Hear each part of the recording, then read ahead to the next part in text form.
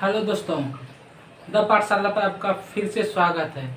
दोस्तों, हम लोग अपना जितना समय दूसरी चीज़ों पर या दूसरे लोगों के पीछे खर्च करते हैं उतना समय में हम लोग कामयाब हो सकते हैं। दोस्तों, ये मैं नहीं बल्कि एक बहुत बड़े साइंटिस्ट आइंस्टीन ने कहा था। दोस्तों, इससे पहले हम लोगों ने प्री हिस्टोरिक पीरियड के बारे में पढ़ा था, फिर उसके बाद इंडियन वैली सिविलाइजेशन के बारे में कुछ बातें जानी थी, कुछ बातें बची हुई थी। आज उसको क्लियर करेंगे। आज हम लोग इंडियन वैली सिविलाइजेशन को पूरी तरह से ख़त्म करेंगे।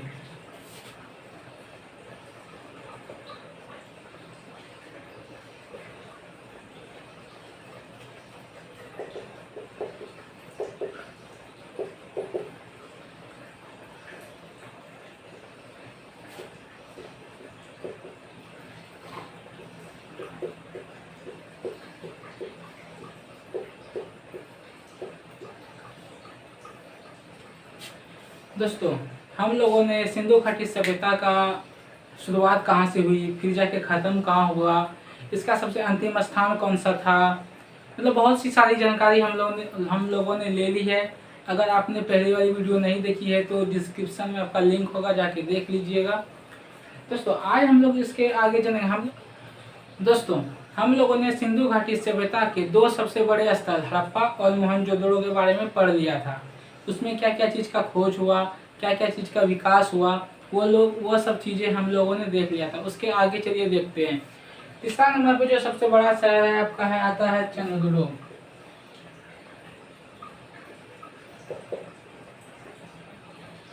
ये सिंधु नदी के किनारे है पाकिस्तान में। इसका खोज करवाया था, मतलब कि खुदाई करवाया था आपका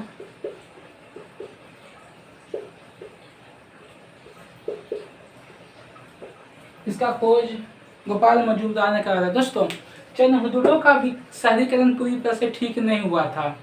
चंद्रहुदड़ो का पूरी तरह से विकास शहरीकरण नहीं हुआ था, क्योंकि इसमें जो है जैसे कि सिंधु सभ्यता के और सारे स्थल पे किला के चारों तरफ बाउंड्री, मतलब कि दुर्ग बनवाया गया था, लेकिन वो चीज़ चंद्रहुदड़ो में नहीं देखने को मिलती है।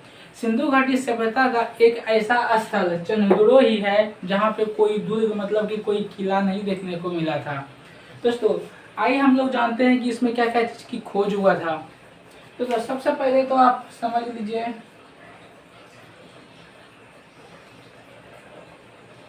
इसमें कोई भी किला नहीं था।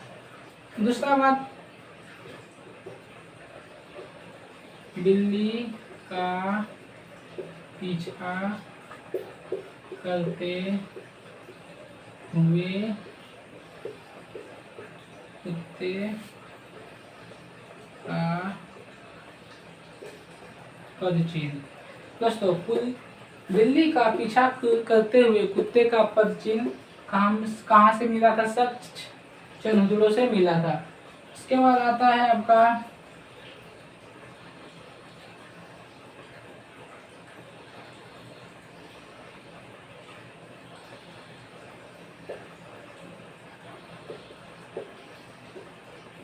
उसके बाद दोस्तों, मेकअप का जितने भी सामान थे, जैसे आप आईना देख लीजिए, कंघी हो गया, बहुत सारी चीज़ें जो मेकअप का सामान में यूज होता है, वो सभी की सभी चीज़ें हम लोग को देखने को मिली थी चंद्रहुदड़ो से। बल्कि चूड़ी के अलावा जितने भी मेकअप के सामान है, चूड़ी के अलावा, चूड़ी तो एक तरह का मेकअप नहीं है, चूड़ी के अलावा जितने भी सामान देखने को मिले थे वो हमको चंद्रहुदड़ो से देखने को मिले थे। यहाँ पे आपको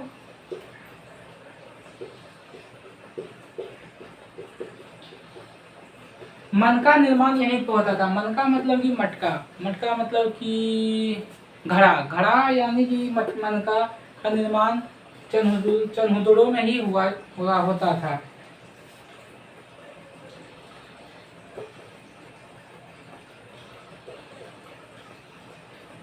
अलंकृत मटका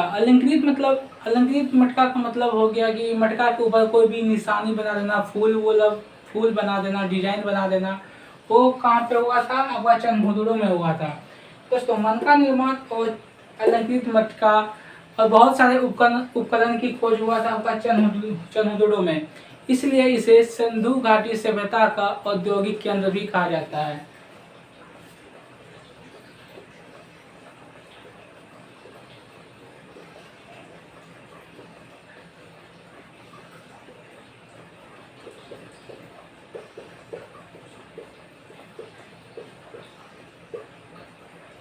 तो सिंधु घाटी सभ्यता का औद्योगिक केंद्र किसे कहा जाता है? चंद्रहदुर्ग को कहा जाता है।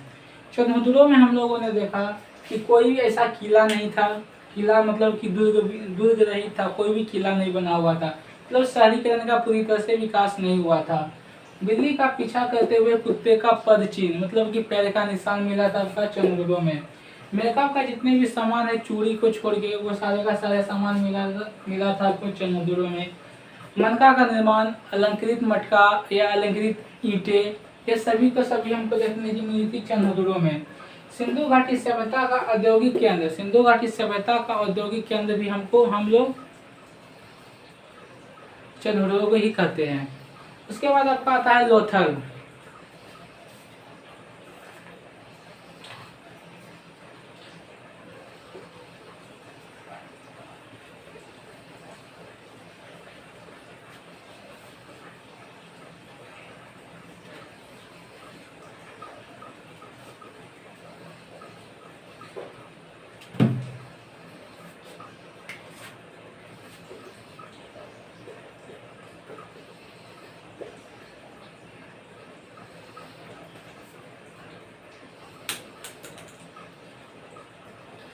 दोस्तों लोथल इंडिया में होता है, गुजरात में। गुजरात के अहमदाबाद में लोथल पड़ता है, जो कि भगवा नदी के किनारे है। दोस्तों ये ऐसा एक सिंधु घाटी सभ्यता का सबसे बड़ा बंदरगाह वाला शहर लोथल ही है। यस, बंदरगाह का मतलब होता है सी पोर्ट। सबसे बड़ा सी पोर्ट, सिंधु घाटी सभ्यता का सबसे बड़ा सी पोर्ट था आपका लोथल। तो लोथल कौन सी नदी के किनारे है? भगवा नदी के किनारे, गुजरात के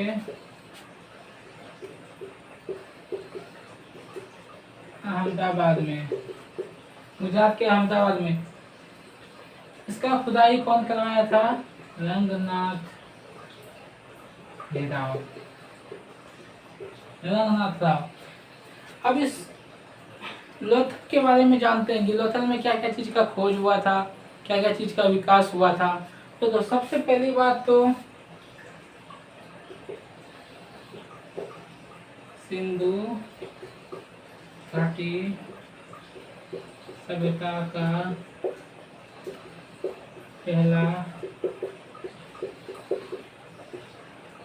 दोस्तों सिंधु घाटी सभ्यता का पहला बंदरगाह लोथल को, पहला बंदरगाह या सबसे बड़ा बंदरगाह जो भी आप बोल सकते हैं, वो लोथल में ही मिला था।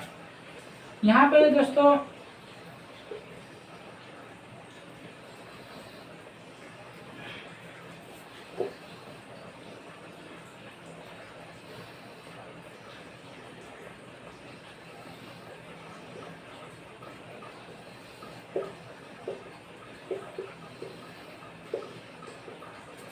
यहाँ पे धान और बाजरा को एक साथ उपजाया जाता था। इसके साक्ष्य मिले हैं लोथल से। लोथल से हमें सिंधु घाटी सभ्यता का पहला बंदरगाह मिला था लोथल में। धान और बाजरा की एक साथ बुआई का साक्ष्य कहाँ मिला था? आपका लोथल में।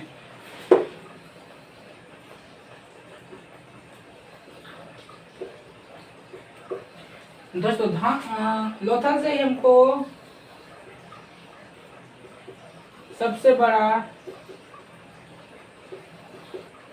सबसे बड़ा गोदीवाड़ा मिला था। लोथल से ही हमें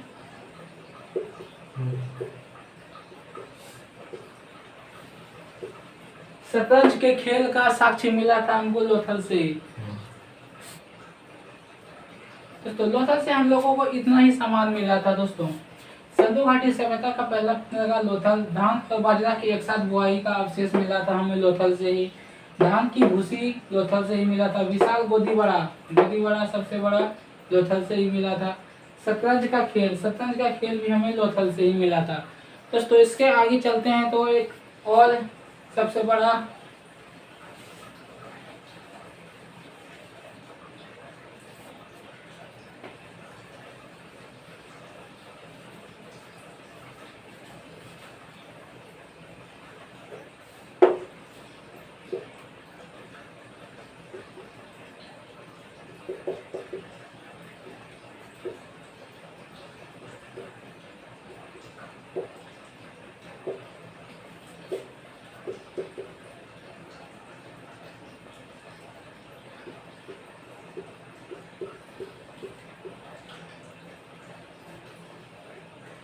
दोस्तों अगला आपका सबसे बड़ा शहर है आपका कालीबंगा।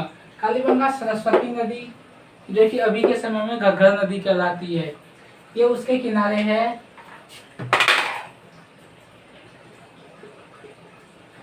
राजस्थान के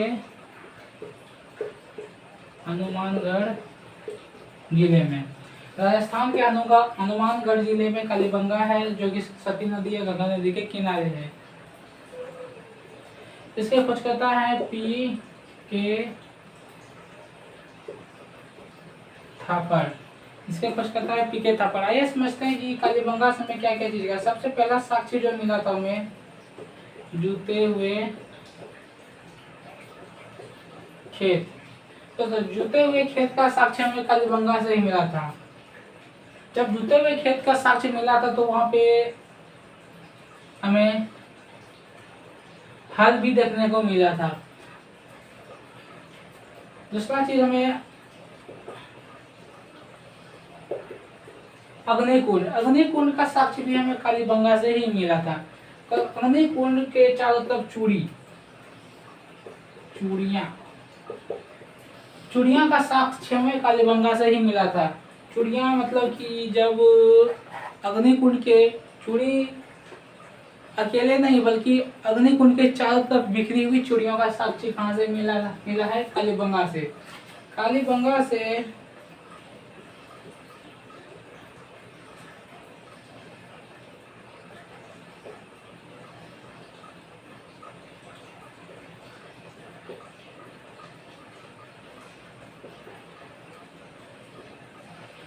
कालीबंगा से ऊंट की हड्डियों का अवशेष भी मिला है कालीबंगा से ही।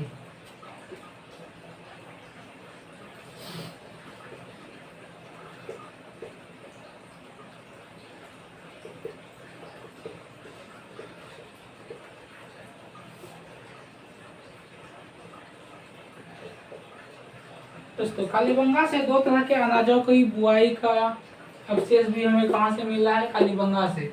तो दोस्तों कालीबंगा से हमें इतनी चीजें मिली है, जूते हुए खेत, हल, अग्निकुंड, चूड़ियां, ऊंट की हड्डियों का अवशेष, दो तरह के अनाजों की बुआई का अवशेष।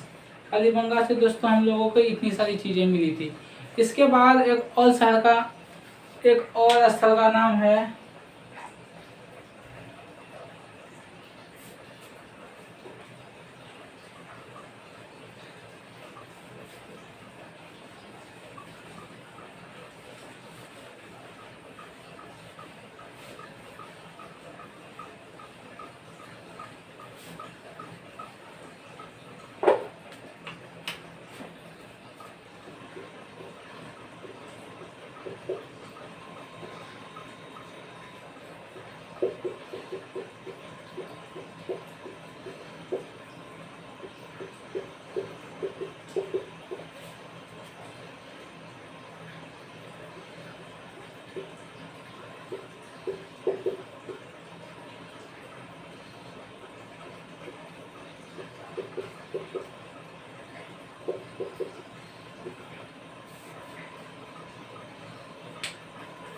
दोस्तों अगला एक सबसे बड़ा स्थल है बनवाली जो कि रंगोली नदी के किनारे है, हरियाणा में है और इसका खुदाई कर्ता का नाम है रविंदर सिंह।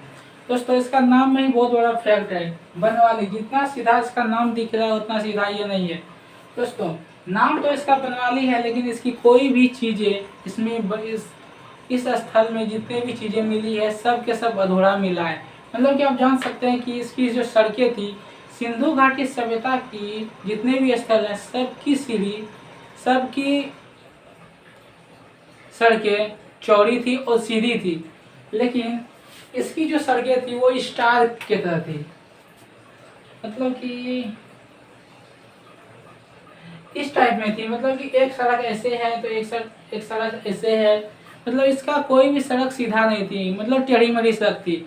इसकी नालियाँ भी जो थी नालियाँ बहुत खुली हुई थी और सिंधु घाटी सभ्यता में जितने भी स्थल पाए गए हैं सबकी नालियाँ पूरी ढकी हुई रहती थी, लेकिन इसकी जो नालियाँ थी वो ढकी हुई नहीं थी। इसकी कोई भी मतलब आप एक तरह से सोच सकते हैं कि ये जो है इसका विकास सही ढंग से नहीं हुआ था। इसकी सब कुछ दूसरे स्थल की तुलना में सब कुछ उल्टा था। इसकी कोई खासियत बात नहीं है, इसके खुदाई में ऐसा कोई भी चीज़ नहीं मिला है जो जानने योग्य है। इसके बाद आपका आता है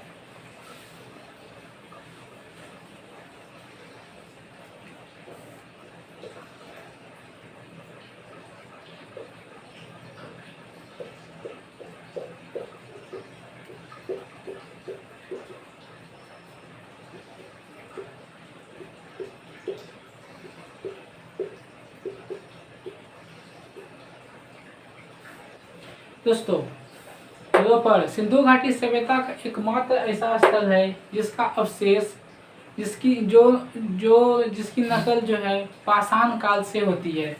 क्योंकि पाषाण काल में भी जब कोई आदमी मर जाता था तो उसके साथ उसके पालतू जानवर यानी कि कुत्ता रहे या कोई भी रहे पालतू जानवर उसके दफना दिया जाता है। इसका एग्जाम्पल जम्मू कश्मीर के बुर्ज होम से मिलता है।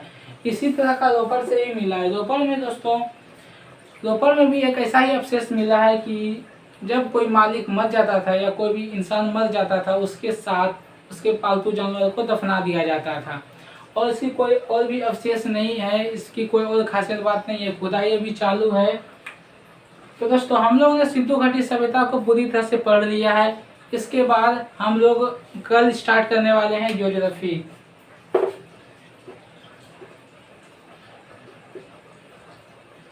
दोस्तों, हम लोग कल स्टार्ट करने वाले हैं ज्योग्राफी। दोस्तों, हम लोगों ने अभी तक हिस्ट्री के 2 चैप्टर को ख़त्म किया है, मतलब कि प्री हिस्टोरिक पीरियड और इंडस वैली सिविलाइजेशन को पूरी तरह से पढ़ लिया है। इसके बाद हम लोग को अब एंशिएंट हिस्ट्री पढ़ना है, मतलब कि प्राचीन इतिहास के बारे में पढ़ना है। वैदिक सभ्यता हो गया आपका, बौद्ध धर्म, जैन धर्म, उसके बाद कैसे चंद्रगुप्त मौर्य आए, मुगल साम्राज्य आया, फिर अंग्रेज आए। ये सब चीज़ों को हमको पढ़ना है आगे की हिस्ट्री क्लास में। लेकिन कल से हम लोग ज्योग्राफी की क्लास को भी स्टार्ट करने वाले हैं। तो जो चैनल से नहीं जुड़े हैं चैनल से जुड़ जाइए, बहुत ही मज़ा आने वाला है। दोस्तों, अगले 5-6 दिन से हमारी कोई वीडियो नहीं आ रही थी क्योंकि थोड़ी सी तबीयत ख़राब हो गई थी, लेकिन अभी फ़िलहाल ठीक हूँ थोड़ा सा, तो इसलिए। लेकिन अब रेगुलर वीडियो आएगी आपके लिए। अगर ये वीडियो आपके लिए आपको अच्छी लगी हो तो लाइक कीजिएगा, शेयर कीजिएगा।